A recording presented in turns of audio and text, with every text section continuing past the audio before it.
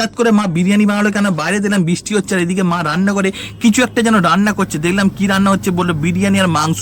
আমি বললো হঠাৎ বললো বোন বাড়ি যাবে, সেই জন্য খাইয়ে পাঠাতে হবে। বিরিয়ানি দমে দিয়েছে, খুলেও দেখে দিয়েছে, গন্ধে বেশ মমা করছে, রান্না হয়ে গেছে। বোনও দুপুরবেলা অনেকটা বেলা হয়ে গেছে বলে খেতেও বসে, এইদিকে ভাগ্নিরও খাওয়া হয়ে গেছে, সবাইকারই মোটামুটি খাওয়া কমপ্লিট। অনেকটা দূরে যাবে বোন, তাই খেতেও বসে পড়েছে। আমারও খিদে পেয়ে গেছে, আমি বললাম বেড়ে দাও, আমারও পাতে পড়ে গেল বিরিয়ানি ঝরঝরে আলু দিয়ে মাখিয়ে খেলাম, বাস দারুণ জমে গেল খাওয়াটা। এরকম ভাবে বিরিয়ানি পেলে আর কি চাই বলো বস। আর মাংসটা ভেঙে দেখলাম দারুণ ফ্রেশ মাংস ছিল আর দারুণ টেস্ট হয়েছিল।